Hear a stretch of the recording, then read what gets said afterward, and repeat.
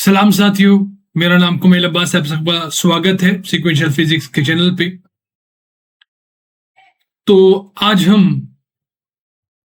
इस लेक्चर में डिस्कस करने वाले हैं use of mathematical tools for solving problems of 1D motion. उसके ऊपर क्वेश्चन प्रैक्टिस करेंगे। इस टॉपिक का क्या मतलब है, कैसे ये आज तक की कहानी को आगे लेगा, उस पर चर्चा करते हैं। अभी मैं आपको बताता हूं कि कैसे ये हमारी कहानी से रिलेटेड है। अगर मैं आपको x as a function of time दे देता, सपोज मैंने आपको x जो है वो 9t² प्लस t दे दिया, और मैंने आपसे पूछा होता कि व्हाट इज द वेलोसिटी, वो बताते हैं, velocity as a function of time बता दो, तो आप क्या करते? आप कहते थे वेलोसिटी कुछ भी नहीं है बल्कि dx/dt है, और यहां से 18t+1 निकल के आता।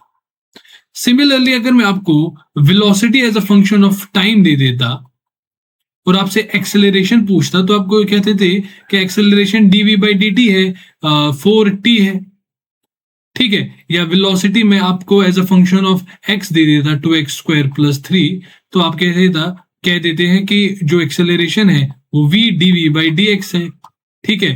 v तो 2x² प्लस 3 है और dv/dx 4x हो जाएगा, ठीक है।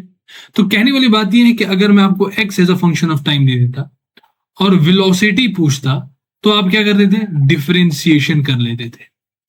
और अगर मैं v as a function of time दे देता और एक्सेलरेशन पूछता, तो आप फिर से डिफरेंशिएशन लगा देते, dv/dt या dx/dt यहां पे। बट अब कहानी थोड़ी रिवर्स है। क्या कि अब कुछ क्वेश्चंस ऐसे हैं कि जहां पे एक्सेलरेशन गिवन होता है और हमें वेलोसिटी निकालनी पड़ती है, या हमें वेलोसिटी गिवन होती है और हमें पोजीशन निकालनी पड़ती है। तो यहां से यहां जब हम जाते हैं x से v से a, तो हम डिफरेंशिएशन का यूज करते हैं।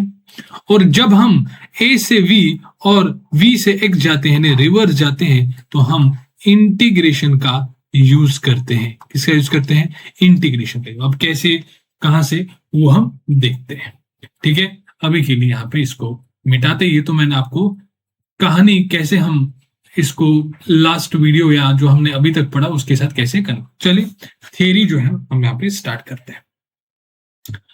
मैंने आपको बताया कि अगर मैं आपको पोजीशन दूं, यहाँ पे जरा समझना, अगर मैं आपको पोजीशन दूं यानी x दूं, x as a function of time दूं, और आपसे मैं पूछता कि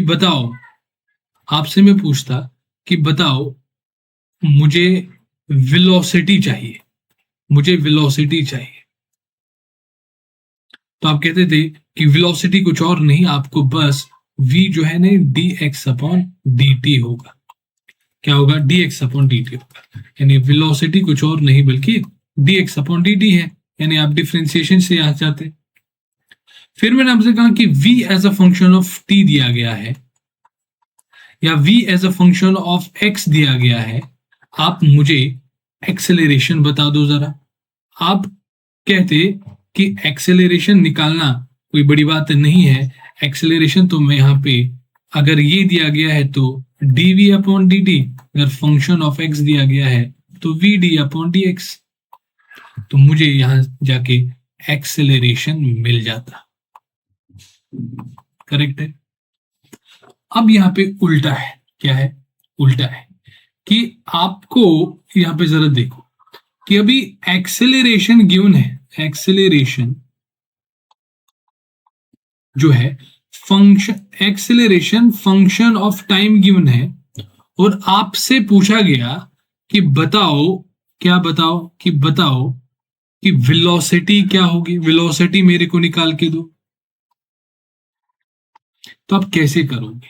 देखो जरा यहां पे जरा देखो, एक्सेलरेशन अगर फंक्शन ऑफ टाइम गिवन है, तो क्या मैं एक्सेलरेशन को dv/dt लिख सकता हूं, f(t)। समझना बात को, एक्सेलरेशन अगर फंक्शन ऑफ टाइम है तो मैं एक्सेलरेशन को dv/dt लिख सकता है। तो क्या मैं dv को इधर और f(t) इधर ही है, f(t) मतलब कोई फंक्शन दिया गया है, ठीक है, t² + 9 ऐसा कुछ फंक्शन दिया गया है, तो डरना मत, f(t) क्या है।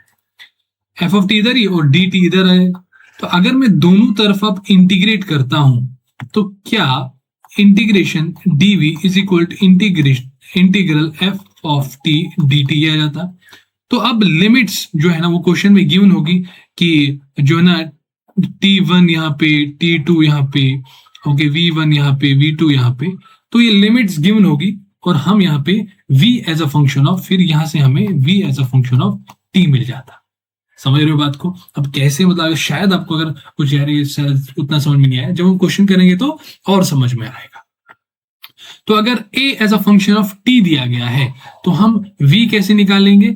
इस तरह इंटीग्रेशन से, और इंटीग्रल का formula integral dv is equal to integral f of t dt।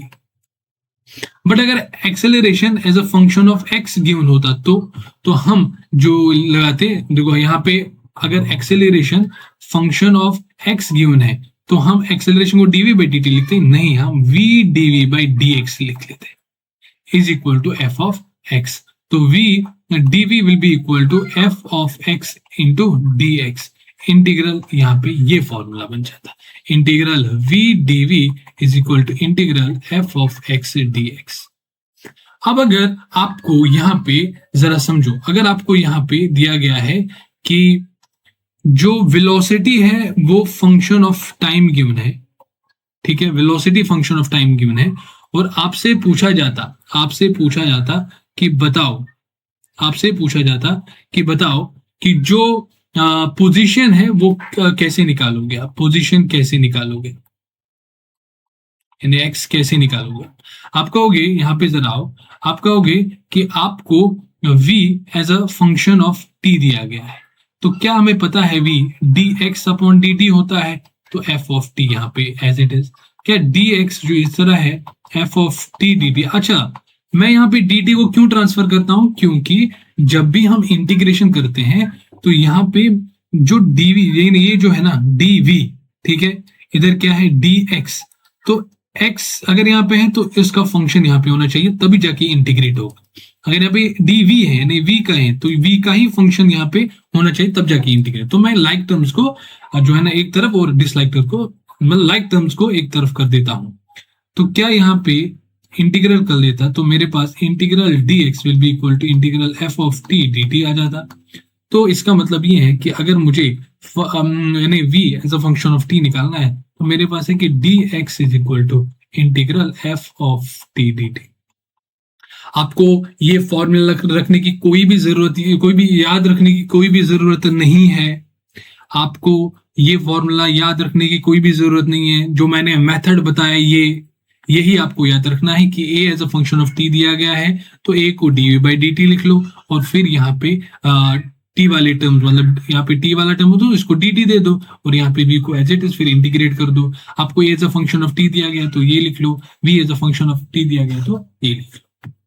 तो मोटा मोटा ये मैंने आपको बताया।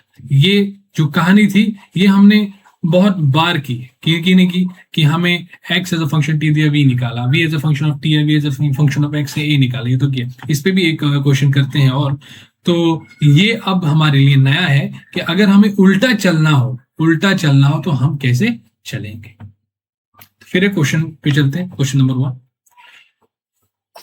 1 है कि सॉल्यूशन पे आते हैं इसके। क्वेश्चन नंबर 1 है कि बेटा the velocity of a particle is related,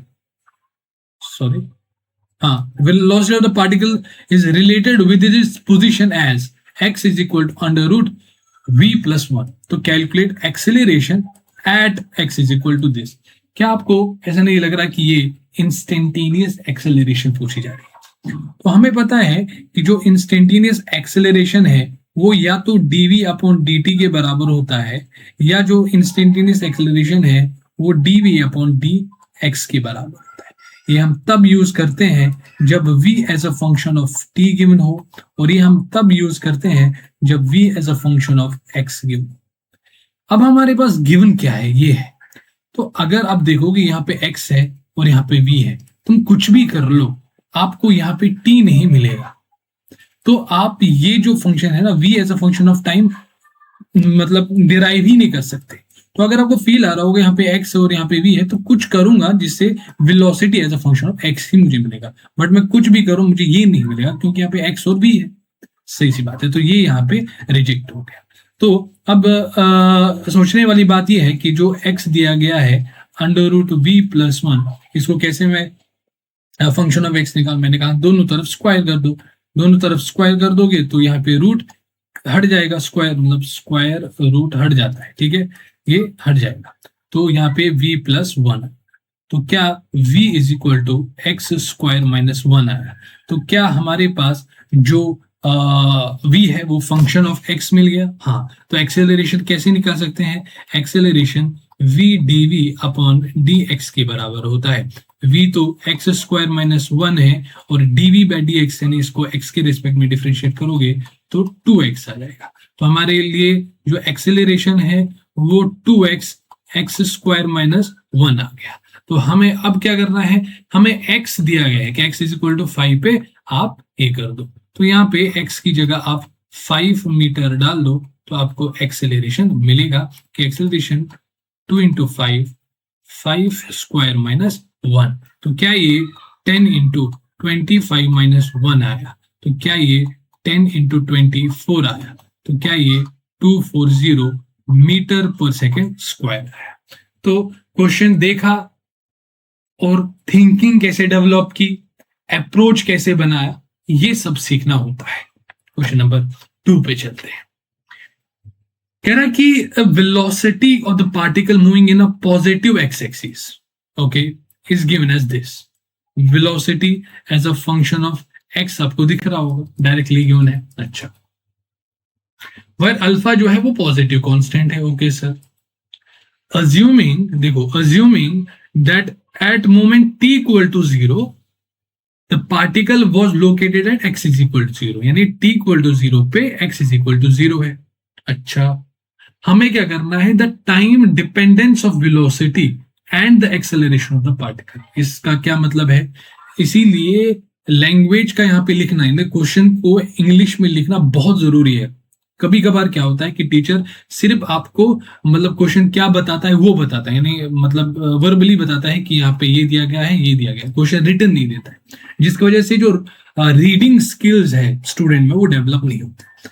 तो यहाँ पे the time dependence of the velocity and the acceleration of a particle दिया गया है, मतलब ये पूछा गया। इसका क्या मतलब है, इसका मतलब ये है कि हमें v as a function of t निकालना है और a as a function of t निकालना है। इस लैंग्वेज का ये मतलब है, the time dependence of velocity यानी v as a function of t निकालना है, the time dependence of acceleration यानी a as a function of t निकालना है।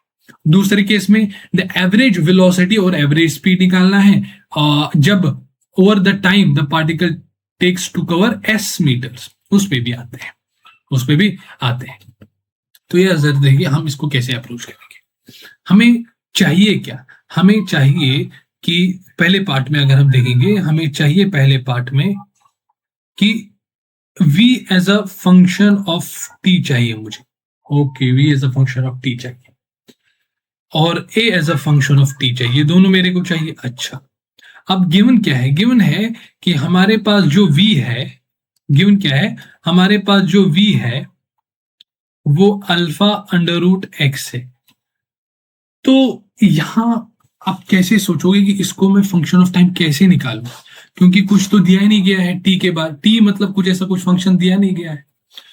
तो मैं आपको बताता हूं कि अगर आप ऐसा सोचोगे कि काश मुझे x as a function of t मिलता, तो मैं फिर उसको यहां पे रख देता और मुझे velocity as a function of t मिलता, और जब मुझे velocity as a function of t मिलता उसको मैं डिफरेंशिएट करता तो मुझे a as a function of t मिलता।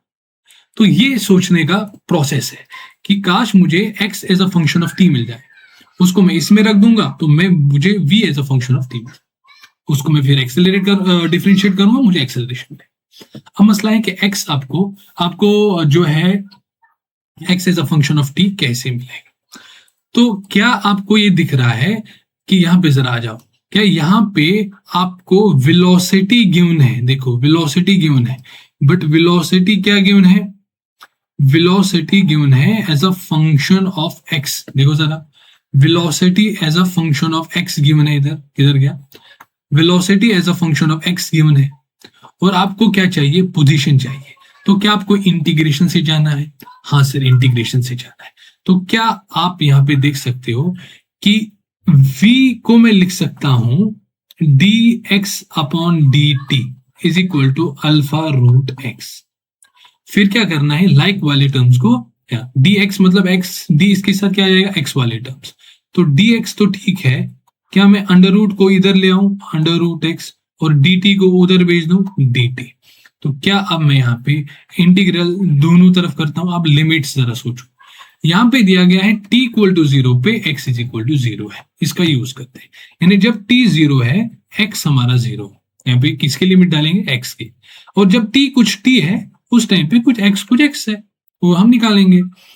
अच्छा, अब integral dx upon root x, यानी root x, 1 upon root x का इंटीग्रल क्या होता है, 2 रूट एक्स, ठीक है, और लिमिट क्या है, 0 से x is equal to alpha constant है, इंटीग्रल ऑफ dt क्या हो जाएगा, t, लिमिट्स क्या है, 0 से t। तो यहां से हमें 2 रूट एक्स मिला, और यहां से हमें अल्फा t मिला, यहां से हमें अल्फा t मिला। अच्छा, तो अगर मैं यहाँ पे जरा देखो, क्या मुझे ये मिल गया, हाँ सर, ये मिल गया, हाँ सर। इसको अगर आप चाहो तो आप इसको इस तरह भी लिख सकते हो कि अंडर रूट एक्स जो है वो अल्फा टी अपॉन 2 है, और दोनों तरफ स्क्वायर करोगे तो x will be equal to alpha square t square by 4। तो आपको x as a function of time t मिल गया, x as a function of t मिल गया। कुछ भी नहीं करना है, दो तरह है यहाँ पे, या तो आप जो ये x की वैल्यू आ गई वो जाके इसमें पटक दो यहाँ पे, तो आपको v as a function of t मिलेगा। दूसरा तरीका है कि इसी को आप t के रेस्पेक्ट में और डिफरेंशिएट करोगे तो आपको v as a function of t मिलेगा, जो आपकी चॉइस है। दोनों तरह से कर लेता हूं मैं। मेथड 1 वही है कि x जो है वो हमें दिया गया है alpha square t square by 4। तो अगर मैं इसको डिफरेंशिएट कर दूं तो dx अपॉन dt, तो v मुझे dx अपॉन dt अगर मैं कर दूं तो यहाँ पे अल्फा स्क्वायर अपॉन 4 तो कांस्टेंट है, 2 स्क्वायर टी स्क्वायर का 2t हो जाएगा। तो मुझे v जो है वो अल्फा स्क्वायर t बाई 2 मिल गया यहाँ पे। और मेथड नंबर 2 क्या था, मेथड नंबर 2 ये था कि हमें v दिया गया था alpha under root x, alpha under root x, और मुझे अंडर रूट एक्स की वैल्यू चाहिए थी। देखो अंडर रूट एक्स की वैल्यू अल्फा टी बाई 2 आ जाएगी। अल्फा तो ठीक है, अंडर रूट एक्स की वैल्यू क्या थी, alpha t by 2, alpha t upon 2। तो क्या यहां से भी अल्फा स्क्वायर टी अपॉन 2 आ गया हमारे पास वेलोसिटी। दो मेथड थे, जो आप चाहते हैं वो कर लेते। तो अगर हमें v as a function of t मिला तो क्या हमें एक्सेलरेशन नहीं मिलेगा, कैसे मिलेगा, एक्सेलरेशन मिलेगा। इसको फिर से डिफरेंशिएट कर दो, एक्सेलरेशन dv अपॉन dt होता है। अच्छा, dv अब इसको t के रेस्पेक्ट में डिफरेंशिएट कर दो तो क्या अल्फा स्क्वायर बाई 2 मिलेगा, हाँ सर। तो क्या हमें एक्सेलरेशन जो है अल्फा स्क्वायर बाई 2 मिल गया, जाहिर सी बात है, ठीक है। तो ये जो क्वेश्चन था और हमने थिंकिंग कैसे डेवलप की वो मैंने आपको बताया। अब दूसरा पार्ट है कि हमें एवरेज वेलोसिटी, देखो एवरेज वेलोसिटी, एवरेज स्पीड यहाँ पे भी आई, ठीक है। एवरेज वेलोसिटी चाहिए, एवरेज स्पीड चाहिए, और हमें पता है कि एवरेज स्पीड या एवरेज वेलोसिटी क्या होता है, टाइम इंटरवल के बीच में जो है अगर हमें वेलोसिटी निकालना हो उसको हम कहते हैं एवरेज वेलोसिटी, और टाइम इंटरवल के बीच में अगर हमें स्पीड निकालना तो उसे हम कहते हैं एवरेज स्पीड। बट यहाँ पे हमें टाइम इंटरवल पहले ढूंढना है। कह रहा है कि over the time of the particle takes to cover s metres of the path. यहाँ पे टाइम इंटरवल डायरेक्टली गिवन नहीं है, कह रहा है कि उस टाइम पे बता दो, यानी जब ये जो पार्टिकल है वो एस मीटर कवर करेगा, एस मीटर कवर करेगा। यानी हमें क्या एक्स की वैल्यू दी गई है एस, और हमें टी निकालना है यहां से। कैसे करोगे, क्या हमें x as a function of t मिला, x as a function of t मिल गया क्या, हाँ। क्या मिला था, ये देखो यहाँ पे x as a function of t मिला था, दिस, फिर से लिखने की जरूरत नहीं है। तो अगर मैं यहाँ पे एक्स की जगह एस डाल दूं तो क्या मुझे टाइम मिल जाएगा, क्या मुझे यहीं पे यहाँ पे ये रखने से पहले यहाँ पे ये रख दो, अच्छा हो जाएगा। क्या आप x की जगह s डाल दो तो क्या आपको t मिल जाएगा, हाँ। तो t कितना मिल जाएगा आपको, 2 root s upon alpha, 2 root s upon alpha. तो क्या आपको टी मिल गया? कैसे मिल गया? आपने कैसे सोचा? आपने सोचा कि एवरेज स्पीड एवरेज वेलोसिटी के लिए मुझे टाइम इंटरवल चाहिए कि किस टाइम इंटरवल के बीच में। इसने डायरेक्टली देख के एक हिंट दे दिया कि जब इस पार्टिकल ने एस मीटर कवर किया, मैंने कहा कि एस मीटर कवर करने को कितना टाइम मिला। मैंने सोचा कि जो एक्स है वो फंक्शन ऑफ टी दिया गया था, एक्स की जगह एस डाल दिया तो मुझे टी टाइम मिल गया कि एस मीटर इसने कितने टाइम में किया। तो टी मुझे कितना मिल गया? टी मुझे मिल गया two root s upon alpha. But फिर भी टाइम इंटरवल मुझे नहीं मिला, मुझे तो बस ये टाइम मिला कि जिसने टाइम, तो अगर इनिशियल टाइम नहीं गिवन है तो हमें पता है इनिशियल टाइम हम 0 लेते हैं, तो दूसरा हमारा क्या है? T final this. तो हमारा टाइम इंटरवल है t0 से लेकर टी दिस। अच्छा, अच्छी बात है। अब देखो यहाँ पे बहुत अच्छा क्वेश्चन है ये, यहाँ पे जरा देखो।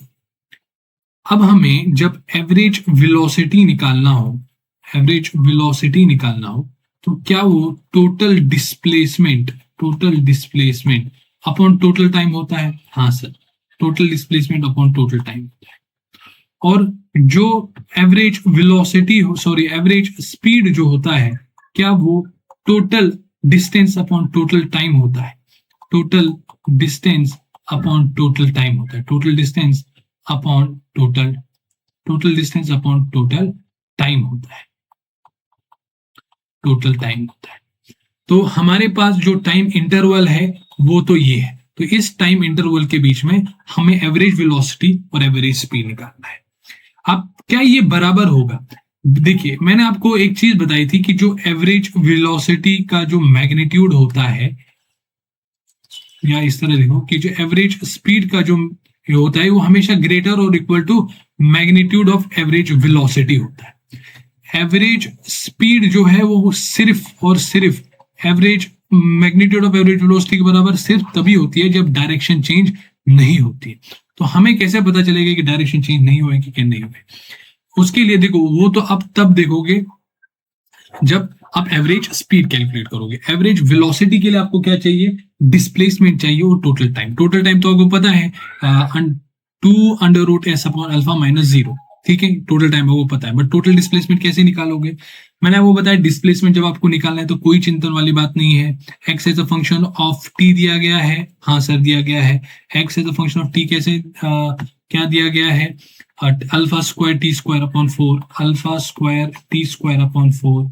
तो क्या आपको क्या चाहिए? आपको चाहिए कि इसने t0 पे इसका डिस्प्लेसमेंट क्या है, यानी क्योंकि आपके पास जो इनिशियल टाइम है वो क्या है? 0 है, और आपके पास जो फाइनल टाइम है वो 2√s अपॉन, तो आपको क्या चाहिए? फाइनल पोजीशन क्या होगा? फाइनल पोजीशन x tf होगा, ये फाइनल पोजीशन x ये होगा tf की फाइनल टाइम पे इसकी क्या पोजीशन है।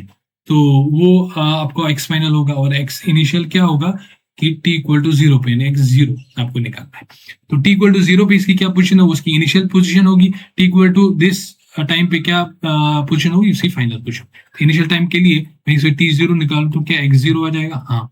अगर मैं फाइनल टाइम के लिए इसमें t ये रख दूं 2√s अपॉन अल्फा, तो x जो है अल्फा स्क्वायर, और t की जगह 2√s अपॉन अल्फा का होल स्क्वायर डिवाइडेड बाई 4। तो अल्फा स्क्वायर तो ठीक है, इनटू क्या इसको देखो तो 4s अपॉन अल्फा स्क्वायर आएगा डिवाइडेड बाई 4। क्या अल्फा स्क्वायर 4 गया, तो क्या ये s आ गया?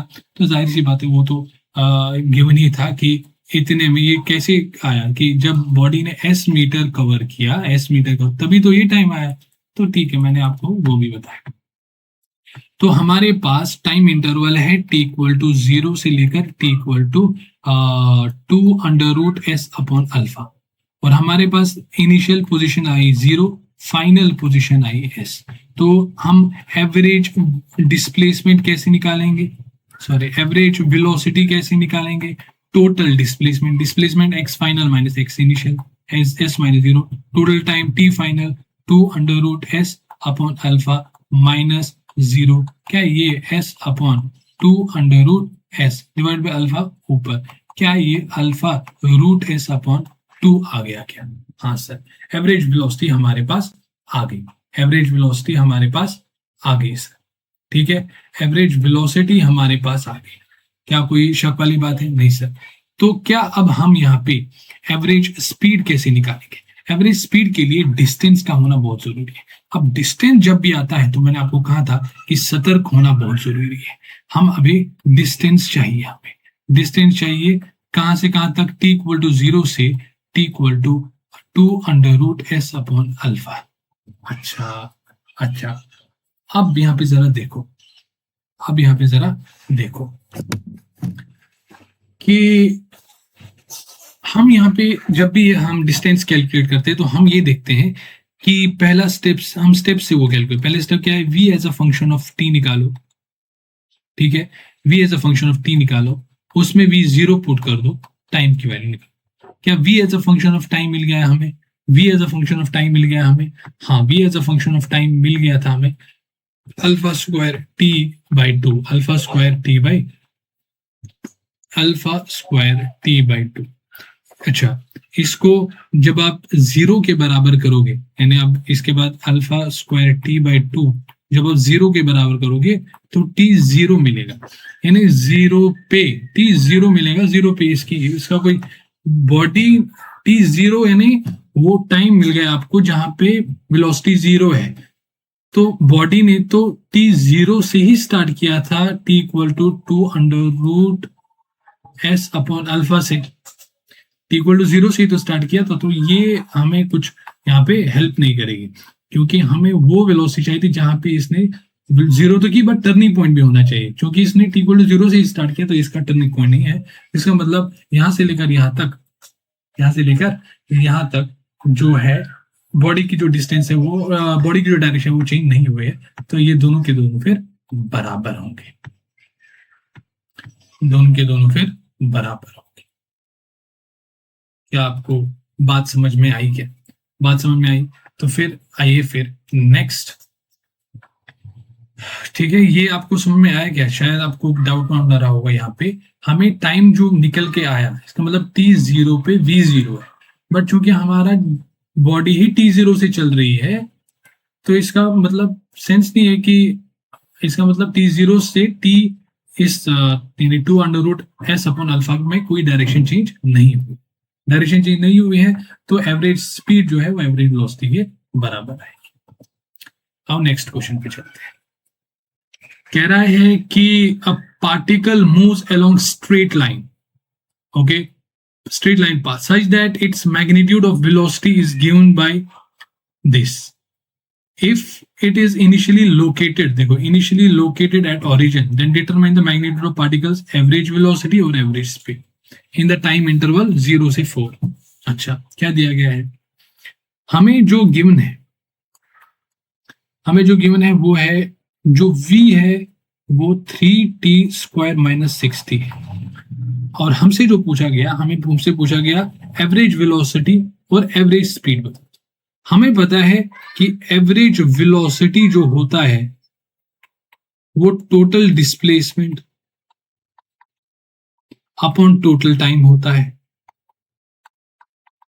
और हमें पता है कि जो एवरेज स्पीड होता है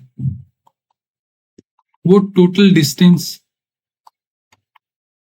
अपॉन टोटल टाइम के बराबर होता है। क्योंकि यहाँ पे t 0 से t 4 है तो हमारा टोटल टाइम तो निकल के आ गया, टोटल टाइम तो गिवन ही है, final time minus initial time तो वो 4 ही आ गया। सही बात है, ठीक है, टोटल टाइम तो गिवन है, कोई बात नहीं। बट हमें एवरेज वेलोसिटी के लिए टोटल डिस्प्लेसमेंट चाहिए और एवरेज स्पीड के लिए टोटल डिस्टेंस चाहिए। तो अगर मुझे एवरेज वेलोसिटी निकालना है तो डिस्प्लेसमेंट चाहिए। तो डिस्प्लेसमेंट कैसे मिलेगा? डिस्प्लेसमेंट होता है x final minus x initial. x final यहाँ पे x4 हो जाएगा, x इनिशियल में x0 हो जाएगा। क्यों? क्योंकि x4 मतलब जब टाइम हमारा 4 है तो उस टाइम पे डिस्प्लेसमेंट पोजीशन क्या है, जब टाइम 0 है तो ये आ जाएगा। बट क्या हम x4 x0 निकाल सकते हैं? अभी नहीं निकाल सकते, क्योंकि हमें x एज अ टाइम नहीं दिया है। इसके लिए हमें x as a function of t चाहिए था। तो आप कैसे निकालेंगे? अब यहाँ पे देखो, हमें v as a function of t दिया गया है। फिर से देखो, v as a function of t दिया गया है और हमें पोजीशन निकालना है, तो हम किससे जाएंगे? इंटीग्रेशन से जाएंगे, इंटीग्रेशन से जाएंगे। तो इसका मतलब ये है कि हमें v को यहाँ पे dx अपॉन dt लिखना चाहिए था, 3t² माइनस 60 एज इट। अब dt को इधर भेज दो, dx is equal to 3t² minus 60 into dt। ठीक है सर, अब यहाँ पे इंटीग्रल कर दो, यानी dx is equal to integral 3t² minus 60 into dt। अब यहाँ पे जरा देखो, अब लिमिट्स चाहिए। लिमिट्स के लिए यहाँ पे देखो, कह रहा है कि इफ इनिशियली मतलब t equal to 0, initially located at the origin x is equal to 0। इसका ये मतलब initially located at the origin मतलब t इक्वल टू 0 पे x इज इक्वल टू 0 है। इस लाइन का मतलब ये है, इसका मतलब कि t इक्वल टू 0 है, x इज इक्वल टू 0 है, t इक्वल टू कुछ t है, x इज इक्वल टू कुछ x होगा। इंटीग्रल dx का इंटीग्रेशन x होता है 0 से x, और यहाँ पे जब आप इसका इंटीग्रेशन करोगे तो क्या आ जाएगा, 3 कैंसिल तो t³ आ जाएगा माइनस t², 3t² आ जाएगा, 3t² आ जाएगा, और लिमिट जो है 0 से t। यहाँ पे आप इंटीग्रेशन आना चाहिए। ठीक है, तो यहाँ पे अगर हम देखेंगे तो इसका जो ये लिमिट डालोगे तो x आ जाएगा, इसका जब डालोगे तो t³ माइनस 3t² आएगा। अरे बाप रे, हमें जो है x as a function of time मिल गया। तो हमें क्या क्या चाहिए था, अभी x4 चाहिए था और x0 चाहिए था। तो x4 कैसे ही मिलेगा हमें, t की वैल्यू 4 है तो 4³ माइनस 3/4²। तो 4³ क्या होता है 64 माइनस 4 4 16 इंटू 3 क्या होता है 48। तो क्या ये 16 मीटर निकल के आया x4, और हमें क्या चाहिए था फिर x0 भी चाहिए था। अब t की 0 डालोगे तो 0 ही आएगा। तो इसका मतलब ये है कि डिस्प्लेसमेंट हमारे पास जो है वो 16 माइनस 0 यानी 16 मीटर आएगा। इसका मतलब एवरेज वेलोसिटी जो निकल के आई वो total displacement 16 upon total time कितना था, टोटल टाइम 4 माइनस 0 यानी 4 था। क्या यहाँ पे जो एवरेज वेलोसिटी है वो निकल के आई 4 मीटर पर सेकेंड। क्या ये हमें एवरेज वेलोसिटी निकल के आई, आप कहोगे हाँ सर। अब एवरेज स्पीड निकालने के लिए हमें टोटल डिस्टेंस चाहिए। अब डिस्टेंस कैलकुलेट करने के लिए स्टेप्स होते हैं। कौन कौन से स्टेप्स है सर, स्टेप्स होते हैं। Step number one, v as a function of t निकालो, v को 0 करके t निकालो। यहाँ पे यानी क्या हमें v as a function of t given है, क्वेश्चन में ही गिवन है 3t²। v जो है वो दिया गया है 3t² माइनस 6t, ये दिया गया है। हाँ, तो आप क्या करना है, v0 रखो, v0 is equal to 3t² minus 6t। इसको मैं 3t² minus 6t is equal to 0 ऐसे भी लिख सकता हूँ। 3t कॉमन निकालोगे तो t माइनस 2 इक्वल टू 0 आएगा। इसका मतलब या तो t0 और या तो t2 आएगा। t0 हमारा जो टाइम इंटरवल है वो तो t0 से t4 सेकंड के बीच में है। तो t0 तो हमने पहले ही कंसिडर किया है, तो इसको दोबारा कंसिडर करने की जरूरत नहीं है। तो t इक्वल टू 2 को हमें कंसिडर करना है। क्या कंसिडर करेंगे, पॉजिटिव भी है और रेंज में भी है। 0 से 4 यानी 2 0 से 4 के बीच में आ रहा है, पॉजिटिव भी है और रेंज में भी है, तो इसको हम कंसिडर करेंगे। फिर स्टेप नंबर 2 होता है कि हमें x2 फाइंड आउट करना है, क्योंकि टाइम 2 x2 मतलब जब टाइम 2 होगा उस टाइम पे पोजीशन। x2 कैसे निकालोगे आप, जो आपको x as a function of t दिया गया है यहाँ पे जब आप x2 निकालोगे, x2 यहाँ पे बस t की जगह 2³ माइनस 3² तो क्या 2³ 8 आ गया, क्या माइनस 4 3 12 आया, तो क्या ये माइनस 4 आया। तो x2 जो है क्या ये माइनस 4 आया, हाँ सर। तो फिर स्टेप 3 में हम डिस्टेंस कैलकुलेट करते हैं। अब डिस्टेंस कैलकुलेट करने के लिए 3 पॉइंट्स, कौन कौन से, इनिशियल पॉइंट हमारा x0 है वो 0 है, फाइनल पॉइंट हमारा x4 है वो 16 आ गया, और हमारा जो जिस टाइम पे इसने वेलोसिटी यानी डायरेक्शन चेंज कर दी वो x2 है वो -4 है। तो क्या distance x0 minus x2 plus x2 minus x4 आ जाएगा, हाँ सर। तो क्या यहाँ पे x0 0 है, माइनस x2 -4 है तो +4 बन जाएगा, प्लस x2 -4 है -16 आ जाएगा। तो क्या ये 4 प्लस यहाँ पे -4 -16 -20, क्या ये 4 एज इट इज, जब मॉड में नेगेटिव हो तो क्या ये प्लस छोड़ देगा, क्या ये 24 आया। तो हमें जो एवरेज स्पीड चाहिए थी, क्या वो टोटल डिस्टेंस क्या 24 आ गई? हाँ सर। क्या टोटल टाइम हमारा 4 - 0 यानी 4 था? क्या 6 मीटर पर सेकेंड हमारा एवरेज स्पीड आ गया? हाँ सर, हाँ सर, हमारा एवरेज स्पीड। तो जो पूछा गया था वो हमने निकाल दिया। यहां पे देखो, ये क्वेश्चन बहुत अच्छा है, मेंस में भी दिया गया है, सिंगेज में भी दिया गया है। अच्छा, जरा यहां पे देखो इसको कैसे हम अप्रोच करेंगे।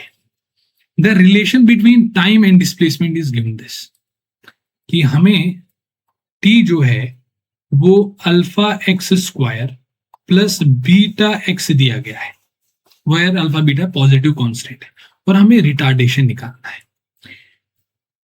तो हमें दिया क्या गया है? T as a function of x दिया गया है। हमने अभी तक क्या पढ़ा है? हमें अभी तक पढ़ा है कि अगर आपको एक्सेलरेशन चाहिए तो उसके लिए अगर आपको x as a function of t given है तो आप इसको डबल डिफरेंशिएट करो और आपको a मिल जाएगा। दूसरा क्या है कि अगर आपको function as a v as a function of t दिया है, इसको डिफरेंशिएट कर दो t के रिस्पेक्ट में, a मिल जाएगा। बट यहाँ पे x as a function of t नहीं, बल्कि t as a function of x दिया गया है।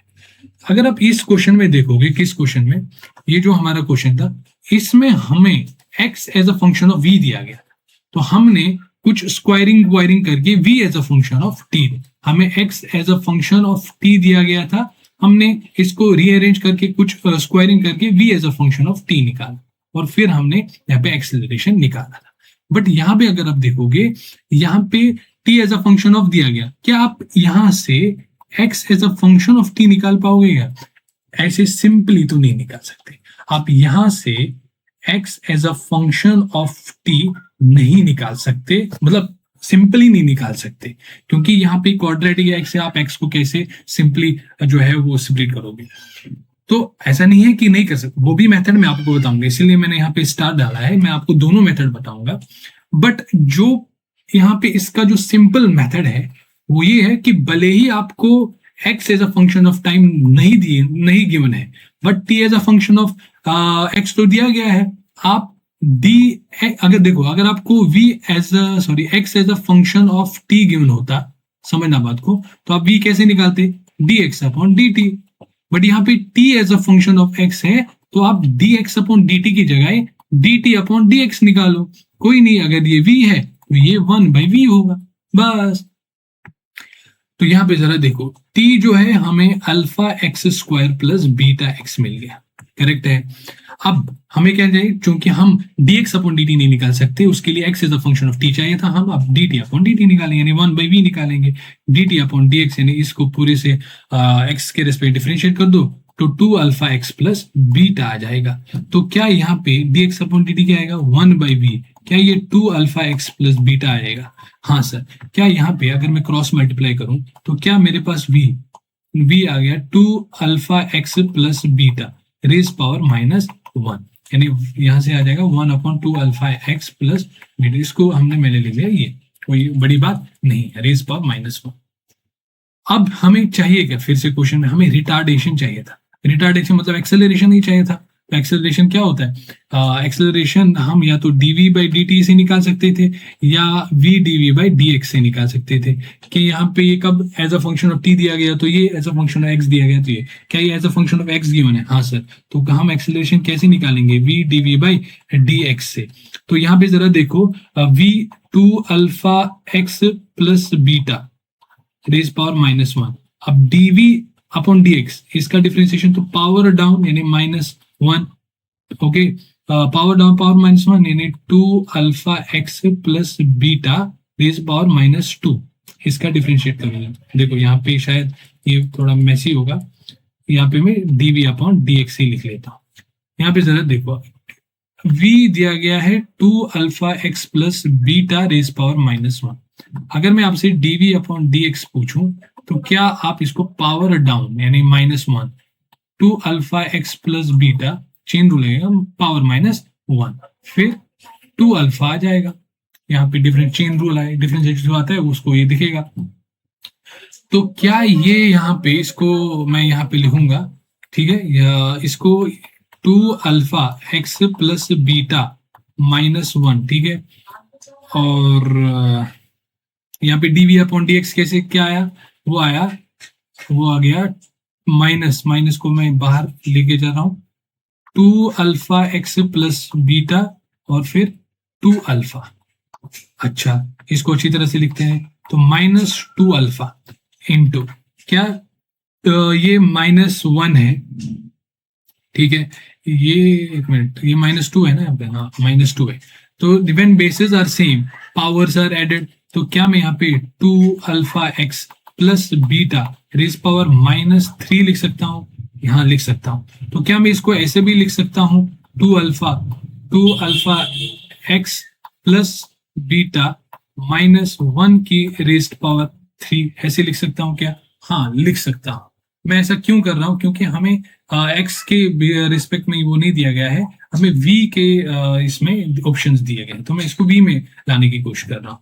तो क्या यहाँ पे -2 अल्फा तो ठीक है, क्या 2 अल्फा एक्स प्लस बीटा, देखो 2 alpha x plus beta V के बराबर है, हाँ वी के बराबर है, तो क्या ये क्यूब आया, तो क्या ये -2 अल्फा वी क्यूब आया, तो क्या इसका आंसर -2 अल्फा क्या आएगा, -2 अल्फा वी क्यूब आएगा। इसमें से माइनस कहीं पे भी नहीं है, क्यों नहीं है, क्योंकि क्वेश्चन में ही रिटार्डेशन लिखा है, रिटार्डेशन यानी इसने माइनस को कंसिडर किया है, तो हमें क्या है 2 अल्फा वी क्यूब। कौन सा ऑप्शन है, ऑप्शन नंबर 1। बट जरा यहाँ पे देखो, मैं आपको दूसरा मेथड भी बताता हूं, मेथड नंबर 2। हमें टी गिवन है, क्या था, alpha x square plus beta x, हमें alpha x square plus beta x given. अच्छा, मैं अब बनाने जा रहा हूं x as a function of t, ठीक है ना। देखो आंसर तो मिल गया आपको, बट ये भी मेथड देखो, ये आपको कुछ सिखाएगा, कैसे मैं यहां पे करूंगा। अगर मैथ्स आता है तो आप इसको परफेक्ट स्क्वायर बना सकते हो क्या, आप पहले अल्फा बाहर निकालो, तो x square plus beta upon alpha x यहाँ पे आ गया। मैं परफेक्ट स्क्वायर इसको बनाने की कोशिश कर रहा हूं, तो अल्फा तो ठीक है, अल्फा ठीक है, तो एक्स स्क्वायर भी ठीक है, तो यहाँ पे जरा देखो, बीटा अपॉन अल्फा तो एक्स ही है, तो क्या उसको मैं 2/2 से डिवाइड कर दूं, हाँ, तो यहाँ पे अगर मैं यहाँ पे beta upon 2 alpha whole square करूं और minus beta upon 2 alpha whole square करूं, और ये तो था ही plus beta upon alpha x, तो क्या आपको ऐसे लग रहा है कि ये एक्स स्क्वायर तो ठीक है, plus beta upon 2 alpha whole square भी ठीक है, प्लस इसको इधर लाओ, ये जो बीटा है, बीटा अल्फा एक्स है, minus beta square upon 4 alpha square, हाँ, तो आपको ऐसा लग रहा है कि ये ए स्क्वायर है, ये बी स्क्वायर है, ये 2ab है, तो ये आपको ऐसा फील हुआ कि ये अल्फा है और ये x plus beta upon 2 alpha whole square है, और यहाँ पे beta square upon 4 alpha square as it is.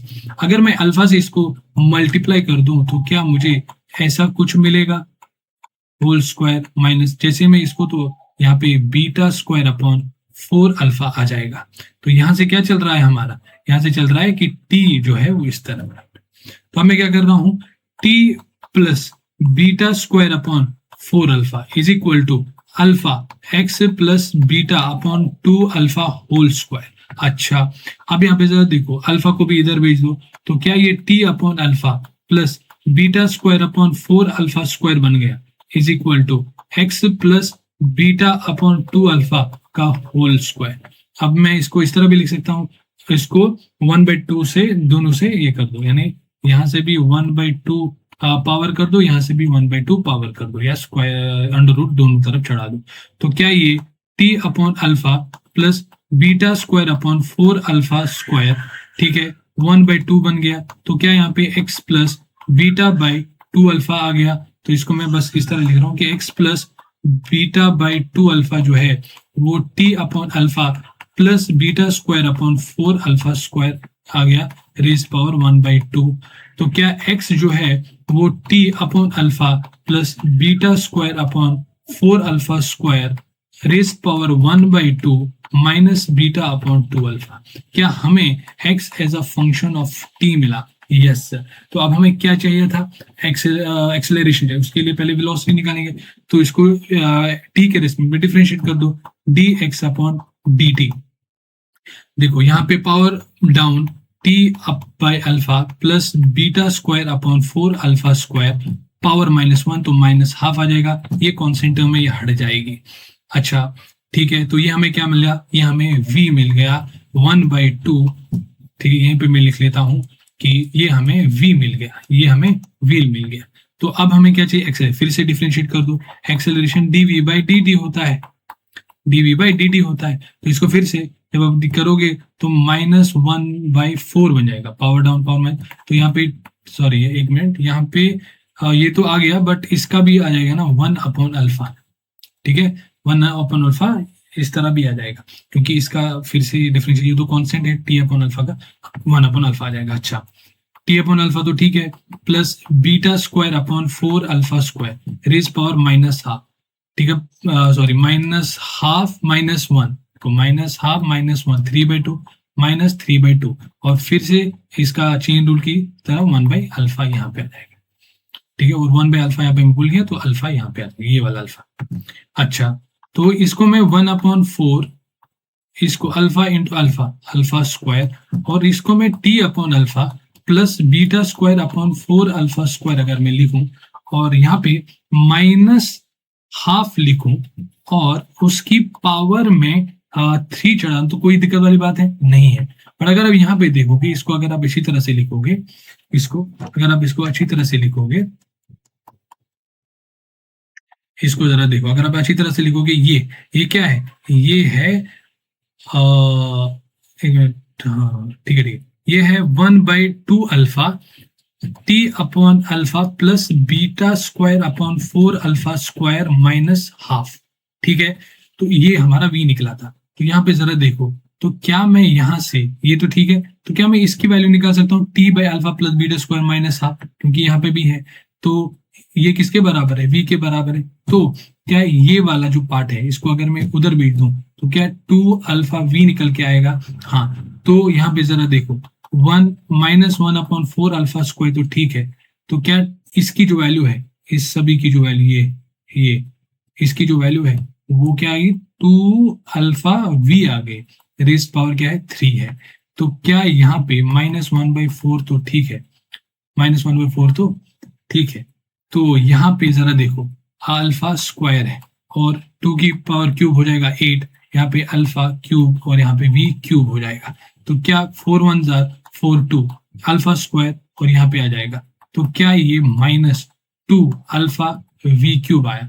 तो क्या यहाँ पे एक्सेलरेशन सेम आ गई जो हमें पहले निकाली थी?